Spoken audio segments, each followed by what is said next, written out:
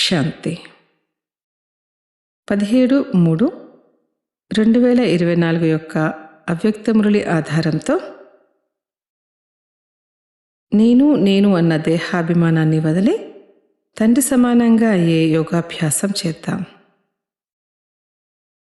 ఓం శాంతి. నేనొక జ్యోతిర్బిందు ఆత్మను.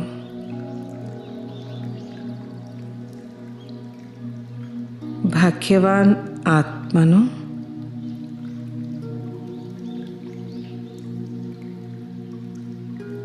ఎవరినైతే నేను జన్మ జన్మాంతరాలుగా వెతుకుతూ వచ్చానో స్వయంగా ఆ భగవంతుడే నాకు లభించారు.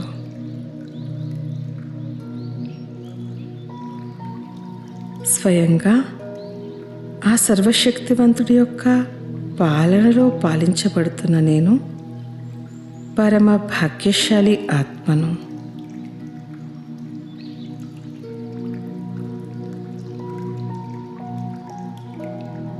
నాకు ఒక దృశ్యం అనుభవం అవుతుంది.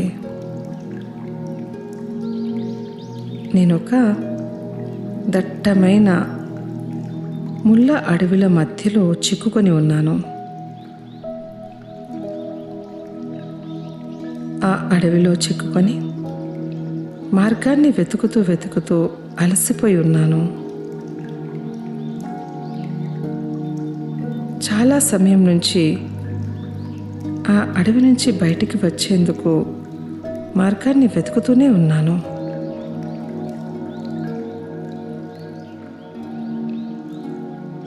నా భాగ్యం, అకస్మాత్తుగా నాకు మార్గం కనిపించింది.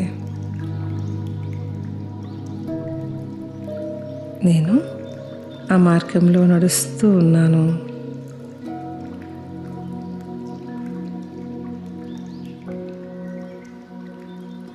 ఆ మార్గంలో కొన్ని పాదముద్రలు ప్రకాశవంతంగా ప్రకాశిస్తున్నాయి.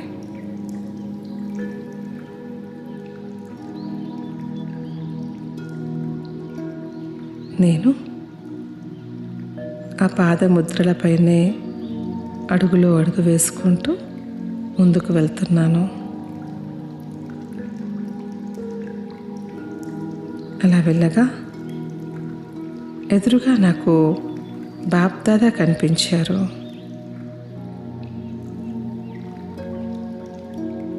నన్ను ప్రేమగా ఆహ్వానిస్తున్నారు.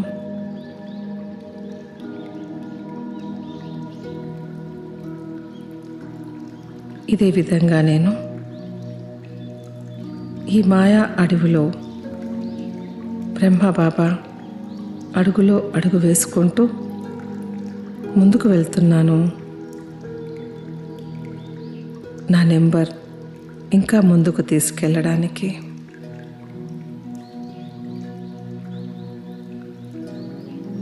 నేను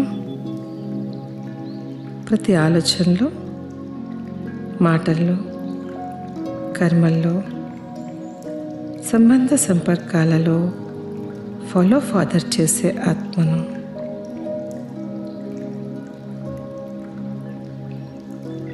ఫాలో ఫాదర్ చేస్తున్న ఆత్మైన నన్ను బ్రహ్మా తండ్రి వతనంలో సంపూర్ణ అవ్యక్త ఫరిష్తాగా అయ్యేందుకు ఆహ్వానిస్తున్నారు.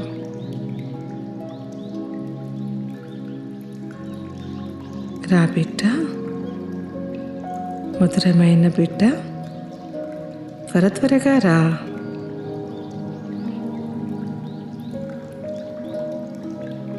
నేనిప్పుడు వతనానికి ఎగిరి వెళ్ళాను. ఎక్కడైతే స్వయం బాప్దాదా నా కోసం నిరీక్షిస్తున్నారో,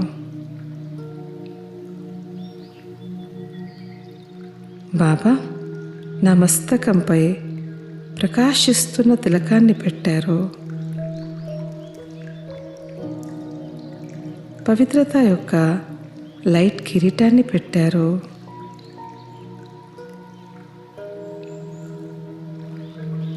విశ్వ కళ్యాణం అనే బాధ్యతా కిరీటాన్ని పెట్టారు.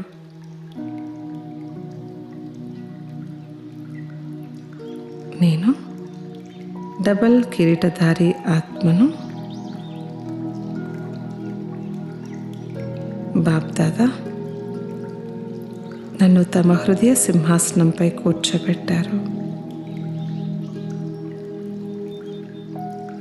పరమాత్మ ద్వారా కిరీటము, సింహాసనము, తిలకాన్ని పొందిన నేను అతి శ్రేష్ఠ భాగ్యవాన్ ఆత్మను.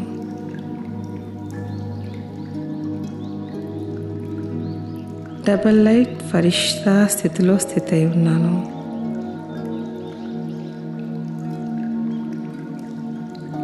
ఈ ఉన్నతమైన స్థితిలో సదా ఉండడానికి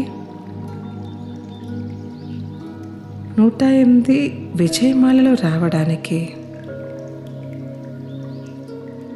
సంకల్పాల్లో, మాటల్లో, కర్మల్లో, సంబంధ సంపర్కాల్లో ఉన్న అన్ని రకాల నెగటివ్ మరియు వేస్ట్ యొక్క భారం నుంచి ముక్తవుతున్నాను. నాది నాది అనే సూక్ష్మ దేహ అభిమానాన్ని త్యాగం చేస్తున్నాను. నా విశేషతలైనా కానీ, నా గుణాలే కానీ, నేను చేస్తున్న సేవే కానీ అన్ని పరమాత్మని ప్రసాదమే, నావేవీ కావు. నేను తండ్రి సమానమైన విశ్వ కళ్యాణకారి ఆత్మను. సదా అనంతమైన వృత్తి, దృష్టి స్థితిలో ఉన్నాను. ఎవర్ రెడీగా ఉన్నాను.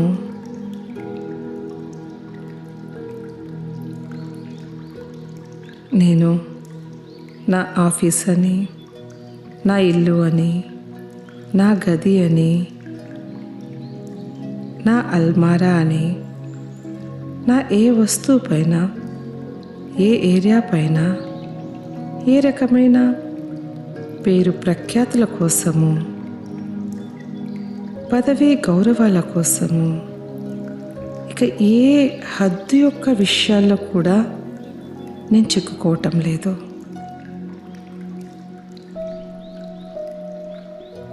రకరకాలుగా నా అన్న సంబంధాలు, హద్దు సంబంధాలు, వ్యర్థ భారాలను సమాప్తం చేస్తూ నేను తేలికగా ఫరిష్తా స్థితిని అనుభవం చేసుకుంటున్నాను. నేను అనంత విశ్వ కళ్యాణకారి ఆత్మను. ప్రతి పరిస్థితిలో వ్యక్తి, ప్రకృతి నుంచి ఏ పరీక్షణ రాని నేను అచలంగా, అడవులంగా ఉన్నాను. విషయాలని చూడటం లేదు. నన్ను నేను చూసుకుంటున్నాను, మరి సూక్ష్మంగా చెకింగ్ చేసుకుంటున్నాను.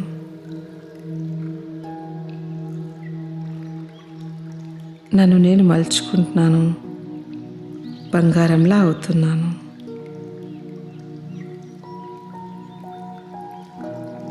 నేను తండ్రి యొక్క అడుగులో అడుగు వేసే ఆత్మను. విజయీ ఆత్మను. నేను ఫరిష్తాను. ఈ ఉన్నతమైన స్థితిలో ఉంటూ తిరిగి ఈ దేహాన్ని ధారణ చేస్తున్నాను. సాక్షి నా పాత్రను పోషిస్తున్నాను.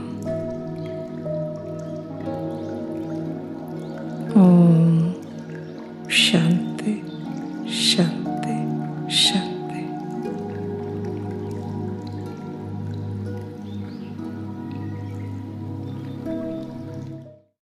ఓం శాంతి. మధురమైన పిల్లలారా, సమయం లభించినప్పుడల్లా అంతర్ముఖులుగా ఉండే పురుషార్థం చేయండి. బాహ్యముఖతలోకి రాకండి, అప్పుడే పాపాలు సమాప్తమవుతాయి. ప్రశ్న: ఉన్నతమయ్యే కళ కొరకు తండ్రి ప్రతి పుత్రునికి నేర్పించే పురుషార్థమేమిటి? జవాబు: పిల్లలు ఉన్నత కళలోకి వెళ్ళాలంటే బుద్ధి యోగాన్ని ఒక తండ్రితోనే జోడించండి. ఫలానా వారు అలా ఉన్నారు, వీరు ఇలా చేస్తారు, వీరిలో ఈ అవగుణాలు ఉన్నాయి, ఈ విషయాలలోకి వెళ్ళే అవసరం లేదు. అవగుణాలు చూడకుండా ముఖము పక్కకు తిప్పుకోండి. ఎప్పుడూ కూడా చదువు పైన అలిగిపోరాదు. మురళిలో మంచి మంచి పాయింట్లు ధారణ చేస్తూ ఉండండి. అప్పుడే ఉన్నతి అయ్యే కళలోకి పోగలరాదు. ఓం శాంతి. ఇది జ్ఞాన తరగతి. ఉదయం జరిగేది యోగ తరగతి. ఎలాంటి యోగము? ఇది చాలా బాగా అర్థం చేయించాలి. ఎందుకంటే చాలామంది మనుషులు హఠయోగంలో చిక్కుకొని ఉన్నారు. ఆ హఠయోగాన్ని మనుషులు నేర్పిస్తారు. రాజయోగాన్ని పరంపిత పరమాత్మ నేర్పిస్తారు. ఎందుకంటే రాజయోగాన్ని నేర్పించేందుకు రాజులెవరూ లేరు. ఈ లక్ష్మీనారాయణులు భగవాన్ భగవతి అయినారు. రాజయోగాన్ని నేర్చుకున్నారు, అందుకే వాళ్ళు భగవాన్ భగవతి అయ్యారు. ఇది పురుషోత్తమ సంగమయుగము యొక్క జ్ఞానము. దీనిని పురుషోత్తమ సంగమయుగమని అంటారు. పాత కొత్త ప్రపంచాల మధ్య సమయము. పాత మనుషులు మరియు కొత్త దేవతలు. ఈ సమయంలోని మనుషులందరూ పాతవాళ్ళు. కొత్త ప్రపంచంలో కొత్త ఆత్మలు ఉంటారు. వారిని దేవతలు అని అంటారు. అక్కడ వారిని మనుషులు అని అనరు. వారు కూడా మనుషులే, కానీ దైవీ గుణాలు కలిగిన వారు. అందుకే దేవీ దేవతలని అంటారు.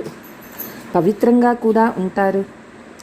కామము మహాశత్రువు అని పిల్లలకి తండ్రి అర్థం చేయిస్తారు. ఇది రావణుని మొట్టమొదట భూతము. ఎవరైనా చాలా కోపం చేసుకుంటే ఎందుకు కుక్కలా బౌబౌ అని అరుస్తావు అని అంటారు. ఈ రెండు వికారాలు పెద్ద శత్రువులు. లోభమోహాల గురించి బౌబౌ అని అనరు. మనుషులలో సైన్స్ అభిమానం కారణంగా చాలా క్రోధమున్నది. ఇది కూడా చాలా నష్టకారకము. కామభూతము ఆది మధ్యాంతాల దుఃఖం ఇస్తుంది. ఒకరిపై ఒకరు కామఖడ్గాన్ని ఉపయోగిస్తారు. ఈ విషయాలన్నీ అర్థం చేసుకొని తర్వాత ఇతరులకు అర్థం చేయించాలి. తండ్రి నుండి ఆస్తిని తీసుకునే సత్యమైన మార్గాన్ని మీరు తప్ప ఇతరులెవ్వరూ తెలుపలేరు. పిల్లలు మీరు మాత్రమే తెలిపించగలుగుతారు. బేహద్దు తండ్రి నుండి ఇంత గొప్ప ఆస్తి ఎలా లభిస్తుందో అర్థం చేయించలేకుంటే తప్పకుండా ఈ చదువుపై గమనం లేదనే తెలుస్తుంది. బుద్ధి యోగం ఎక్కడో తిరుగుతూ ఉంటుంది. ఇది యుద్ధ మైదానం కదా. ఇది చాలా సహజము అని ఎవరూ అనుకోకండి. వద్దనుకున్న మనస్సులో తుఫానులు లేక వికల్పాలు అనేకం వస్తాయి. ఇందులో తికమక పడరాదు. యోగ బలంతోనే మాయ పారిపోతుంది. ఇందులో పురుషార్థం చాలా ఉంది. వ్యాపార వ్యవహారాలలో ఎంతగానో అలసిపోతారు. ఎందుకంటే దేహాభిమానంలో ఉంటారు. దేహాభిమానం కారణంగా చాలా మాట్లాడాల్సి వస్తుంది. ఆత్మాభిమానులుగా అవ్వండి అని తండ్రి చెప్తారు. ఆత్మాభిమానిగా అయ్యేందుకు బాబా ఏది తెలియచేస్తారో దానిని ఇతరులకి తెలియచేస్తారు. స్వయాన్ని ఆత్మగా భావించి తండ్రిని స్మృతి చెయ్యండి. పిల్లలారా, బాహ్యముఖులుగా అవ్వకండి, అంతర్ముఖులుగా అవ్వండి. బాబా శిక్షణ ఇస్తారు. ఎక్కడైనా బాహ్యముఖులుగా అవ్వవలసి వచ్చినా ఎంత సమయం లభిస్తుందో అంత అంతర్ముఖులుగా అయ్యేందుకు ప్రయత్నం చేయాలి. అప్పుడే పాపాలు సమాప్తమవుతాయి. లేకపోతే పాపం సమాప్తమవ్వదు. ఉన్నత పదవిని పొందలేరు. జన్మాంతరాల పాపము తలపైన ఉన్నది. అందరికంటే ఎక్కువ పాపాలు చేసేది బ్రాహ్మణులే. వారిలో కూడా నెంబర్ వారుగా ఉన్నారు. ఎవరు చాలా ఉన్నతంగా అవుతారో వారే పూర్తి నీచంగా కూడా అవుతారు. ఎవరైతే రాజకుమారులుగా అవుతారో వారే మళ్ళీ భికారులుగా కూడా అవ్వవలసి ఉంటుంది. డ్రామాను బాగా అర్థం చేసుకోవాలి. ఎవరైతే మొదట వచ్చి ఉంటారో వారు చివర్లో వస్తారు. ఎవరైతే మొదట పావనంగా అవుతారో వారే మొదట పతితులుగా అవుతారు. తండ్రి చెప్తూ ఉన్నారు, నేను కూడా ఇతనే అనేక జన్మల అంతిమ జన్మలో వానప్రస్థ అవస్థలో వచ్చాను. ఈ సమయంలో చిన్న పెద్ద అందరిది వానప్రస్థ స్థితియే. సర్వుల సద్గతి దాత అని ఆ తండ్రికి మహిమ ఉన్నది. పురుషోత్తమ సంగమ యుగంలోనే సద్గతి జరుగుతుంది. ఈ పురుషోత్తమ సంగమ యుగంను కూడా గుర్తించుకోవాలి. మానవులకు కలియుగం ఎలా గుర్తుందో అలా పిల్లలకు మీకు మాత్రమే సంగమయుగం గుర్తుంది. మీలో కూడా నెంబర్ వారుగా ఉన్నారు. చాలామందికి వారి చిక్కు వ్యవహారాలే గుర్తుంటాయి. వెలుపలి విషయాల నుండి ముఖం తిప్పబడి ఉంటే ధారణ కూడా జరుగుతుంది. అంతిమ సమయంలో ఎవరు స్త్రీని స్మృతిస్తారో ఇటువంటి మంచి మంచి పాటలు లేక శ్లోకాలు మన జ్ఞానానికి సంబంధించినవిగా ఉంటాయో వాటినే ఉంచుకోవాలి. ఈ చీచీ ప్రపంచం నుండి వెళ్ళాలి.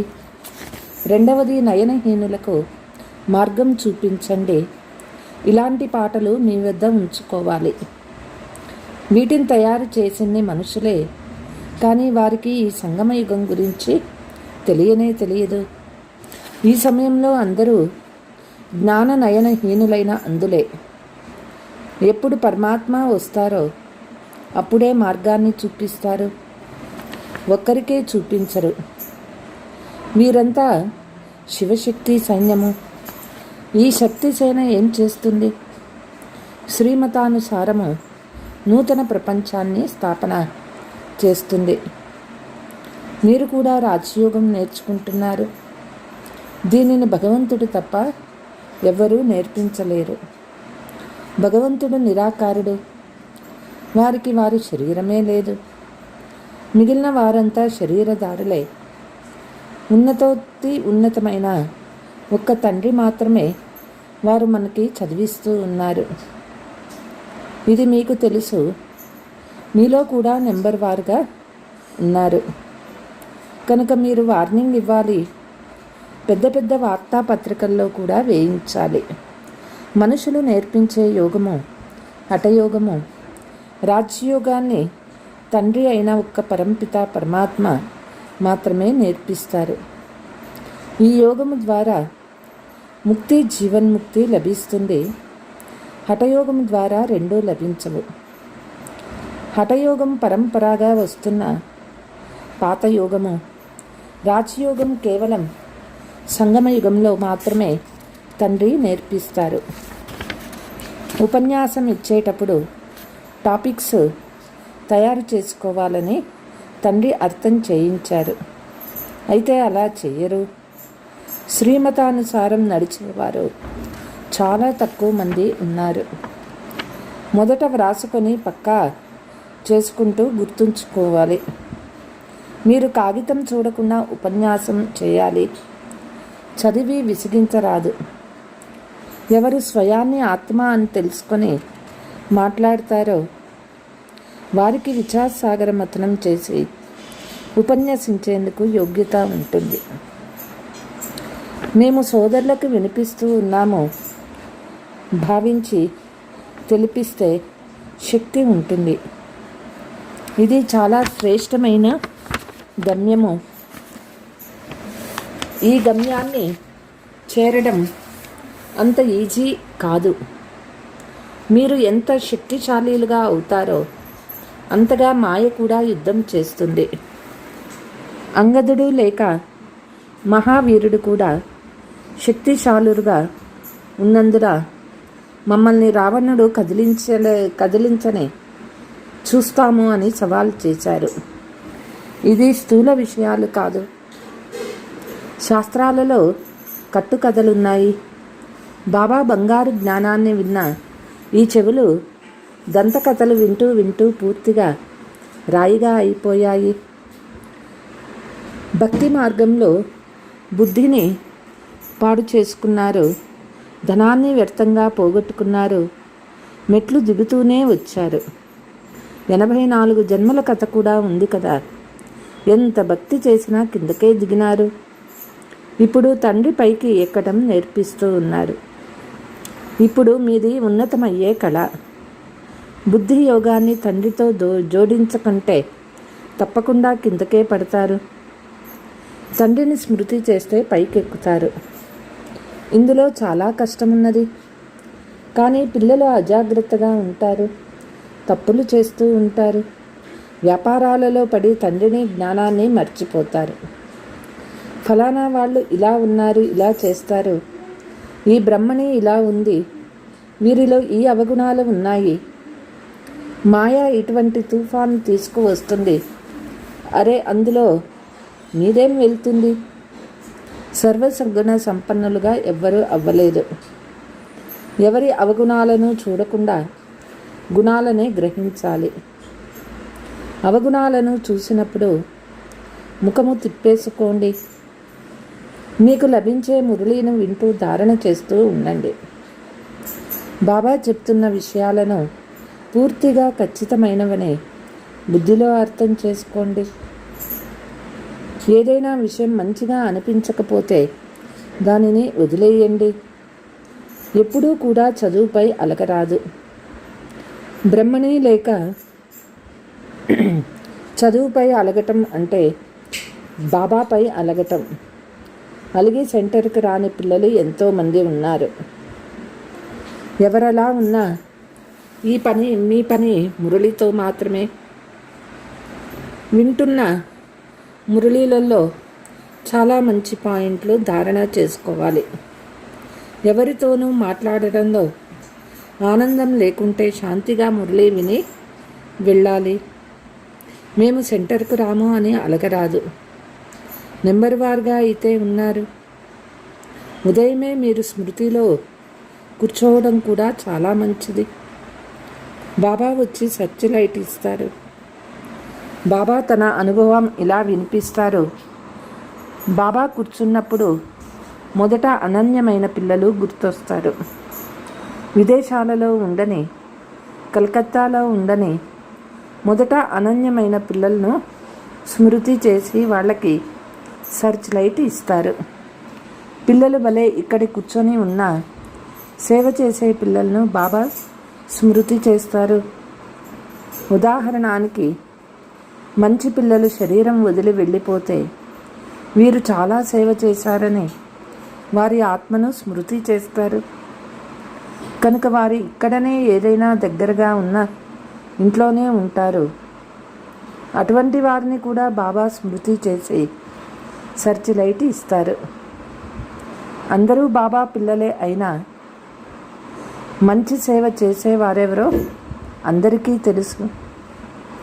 ఇక్కడ సర్చ్ లైట్ ఇవ్వు అని బాబా చెప్తూనే సర్చ్ లైట్ ఇస్తారు. 2 ఇంజన్లు ఉన్నాయి కదా.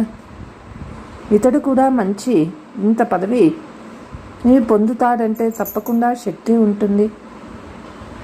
ఇక్కడ చదివించేది శ్రీబాబా అని చెప్తున్నప్పుడు వారి స్మృతి ఉండాలి. ఇక్కడ 2 లైట్లు ఉన్నాయని మీరు అర్థం చేసుకున్నారు. ఇతర ఎవరిలోనూ 2 లైట్లు ఉండవు. అందుకే ఇక్కడికి వచ్చినప్పుడు మీరు 2 లైట్ల ఎదురుగా వస్తారు. కాబట్టి మంచి రీతిలో తాజా అవుతారు. ఉదయం సమయం చాలా మంచిది.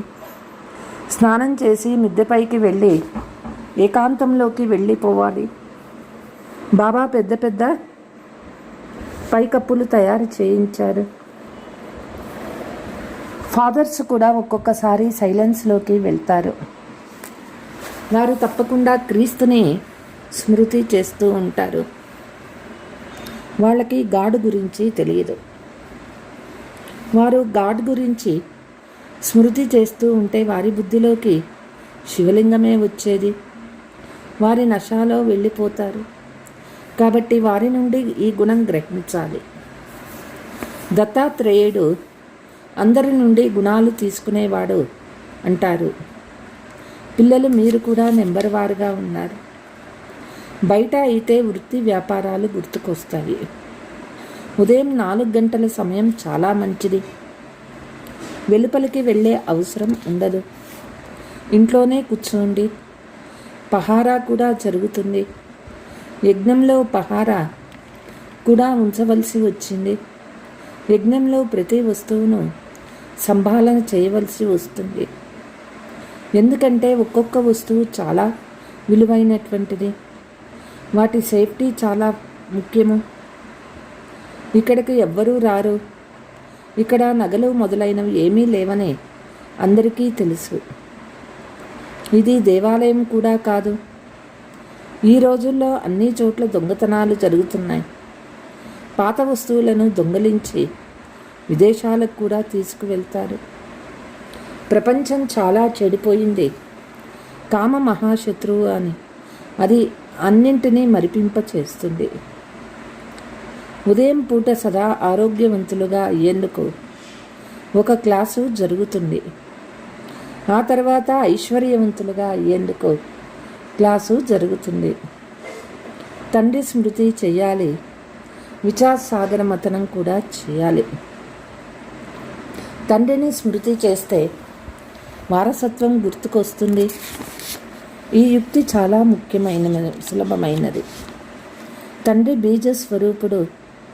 వారికి వృక్షం యొక్క ఆది మధ్యాంతాల గురించి బాగా తెలుసు. మీది కూడా అదే వ్యాపారము. బీజాన్ని స్మృతి చేయడం ద్వారా పవిత్రమవుతారు. చక్రాన్ని స్మృతి చేయటం వల్ల చక్రవర్తి రాజులు అవుతారు. అంటే ధనం లభిస్తుంది. రాజా విక్రముడు, రాజా వికర్మాజీతుడు ఈ 2 శకాలను కలిపేవారు. రావణుడు వచ్చినప్పుడు విక్రమ శకము ప్రారంభమవుతుంది. తేదీ మారిపోతుంది.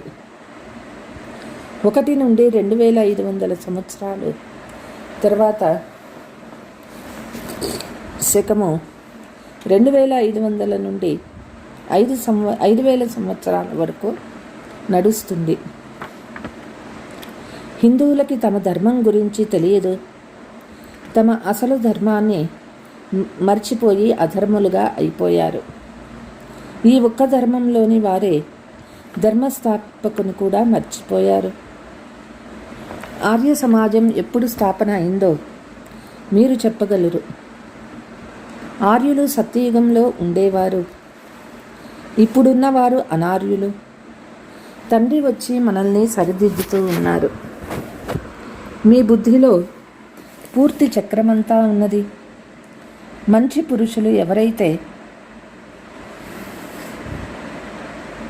పురుషార్థీలు ఎవరైతే ఉన్నారో వారికి స్వయం గురించి కూడా తెలుసు. ఇతరులను కూడా పురుషార్థము చేయిస్తారు. తండ్రి పేదల పెన్నిది. గ్రామీణ ప్రజలకు సందేశం ఇవ్వాలి. 6 చిత్రాలు సరిపోతాయి. 84 జన్మల చిత్రం చాలా బాగుంది. ఈ చిత్రం చూపించి మంచి రీతిగా అర్థం చేయించండి.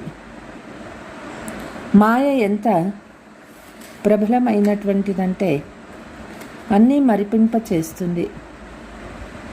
ఇక్కడ 2 లైట్లు కలిసి ఉన్నాయి. ఒకటి తండ్రిది, రెండవది ఇతనిది. 2 శక్తివంతమైనటువంటివే. మీరు ఒకే శక్తివంతమైన లైటుని పట్టుకొని కూడా చెప్తారు. పిల్లలందరూ ఇక్కడికి పరిగెత్తుకొస్తారు. 2 లైట్లు ఉన్నాయని అర్థం చేసుకున్నారు. తండ్రి సన్ముఖంలో వినిపిస్తారు. మీతోనే వింటాను, మీతోనే మాట్లాడతాను అనే గాయనం ఉన్నది కదా. ఇక్కడే కూర్చుండి పోరాదు. 8 రోజులు చాలు. ఇక్కడే కూర్చోబెడితే లెక్కలేనంత మందిగా అవుతారు. డ్రామా అనుసారంగా సర్వము నడుస్తూ ఉంటుంది. మీలో చాలా ఆంతరిక సంతోషం ఉండాలి. ఎవరైతే ఇతరులను తన సమానంగా చేస్తారో వారికి ఆంతరిక సంతోషం ఉంటుంది. ప్రజలను తయారు చేసుకుంటేనే రాజుగా అవుతారు. పాస్పోర్టు కూడా ఉండాలి. బాబాను ఎవరైనా నాలో ఏ అవగుణాలు ఉన్నాయని ప్రశ్నిస్తే బాబా వెంటనే మిమ్మల్ని మీరు చూసుకోండి అని సమాధానం ఇస్తారు. నిందా స్తుతి అన్నీ సహనం చేయవలసి ఉంటుంది. ఏది యజ్ఞం నుండి లభిస్తుందో అందులో సంతోషంగా ఉండాలి. యజ్ఞ భోజనం పట్ల చాలా ప్రీతి ఉండాలి. సన్యాసులకు భోజన మహత్వం తెలిసినందున తట్టకడిగి కూడా నీళ్లు తాగుతారు. ధాన్యము కూడా లభించని సమయం వస్తుంది. అన్నీ సహనం చేసినప్పుడే మీరు పాస్ అవుతారు. अच्छा, मीठे मीठे सिकीलते बच्चों प्रति माता पिता बाप दादा का याद प्यार और गुड मॉर्निंग. रूहानी बाप की रूहानी बच्चों को नमस्ते. रूहानी बच्चों की रूहानी माता पिता बाप दादा को याद प्यार, गुड मॉर्निंग, నమస్తే నమస్తే. ధారణ: ఎవరిలోనైనా ఏదైనా అవగుణం కనిపిస్తే వాళ్ళ నుండి ముఖాన్ని తిప్పేసుకోండి. చదువుపై ఎప్పుడూ అలగరాదు. దత్తాత్రేయుని సమానంగా అందరి గుణాలను గ్రహించాలి. వెలుపలి విషయాల నుండి బుద్ధిని తొలగించి అంతర్ముఖిగా అయ్యే అభ్యాసం చేయాలి. వ్యాపార వ్యవహారాలలో ఉంటూ ఆత్మాభిమానిగా అవ్వాలి. ఎక్కువ మాట్లాడరాదు. వరదానము: ఈశ్వరీయ సేవ యొక్క బంధనం ద్వారా సమీప సంబంధంలోకి వచ్చే రాయల్ ఫ్యామిలీ యొక్క అధికారి భవ. ఈశ్వరీయ సేవ బంధనము సమీప సంబంధంలోకి తీసుకువస్తుంది. ఎవరు ఎంత సేవ చేస్తారో అంత సేవ యొక్క ఫలము సమీప సంబంధంలోకి వస్తుంది. ఇక్కడి సేవాదారులే అక్కడ రాయల్ ఫ్యామిలీకి అధికారులుగా అవుతారు. ఇక్కడ ఎంత అథక్ సేవ చేస్తారో అక్కడ అంత విశ్రాంతిగా సింహాసనంపై కూర్చుంటారు. ఇక్కడ ఎవరైతే విశ్రాంతి తీసుకుంటారో వారు అక్కడ పనిచేస్తారు. ఒక్కొక్క సెకండ్ యొక్క ఒక్కొక్క పని యొక్క లెక్కాచారము బాబా దగ్గర ఉంటుంది. స్లోగన్: స్వపరివర్తన ద్వారా విశ్వ పరివర్తన యొక్క వైబ్రేషన్లు తీవ్ర వేగంతో వ్యాపింప చేయండి. అచ్చా, ఓం శాంతి.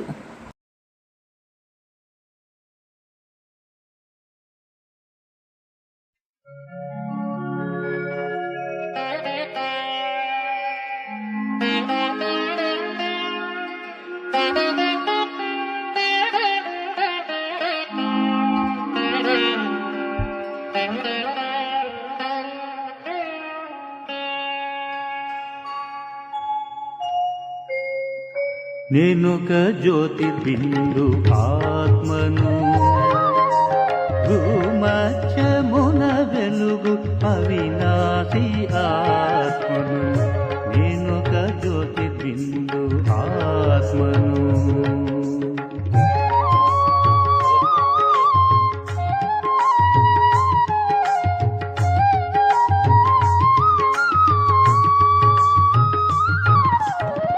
దేహము మరచిన క్షణమున నేను శాంతిధామమున చైతన్యాత్మను.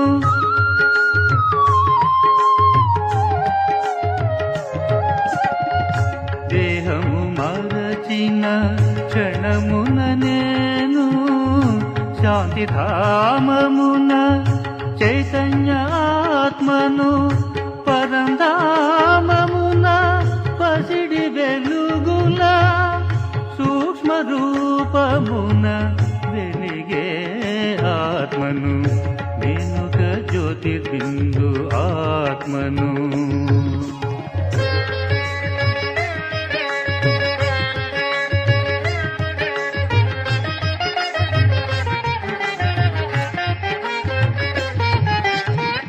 శాంతి సుఖము ఆత్మధర్మము దేహాభిమానము పరధర్మము.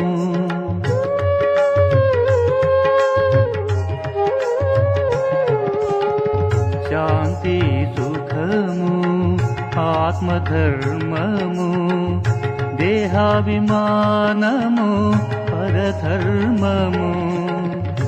దివ్య గుణములందు ఆత్మ ఉద్ధారము పరంజ్యోతి సంగము పాపాల హరణం. నేనొక జ్యోతిర్బిందు ఆత్మను.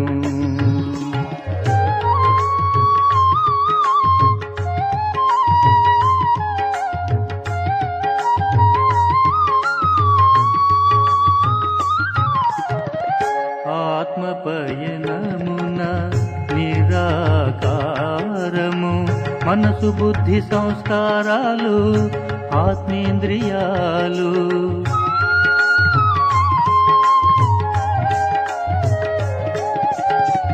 ఆత్మపయనమున నిరాకారము మనసు బుద్ధి సంస్కారాలు ఆత్మేంద్రియాలు.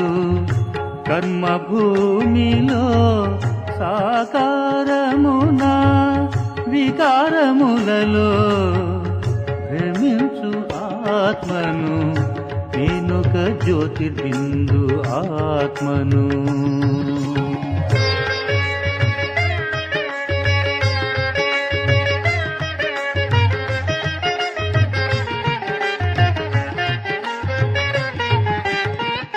సృష్టి చక్రములో నాటక రంగములో ఆత్మల యాత్రల కర్మబంధనలో.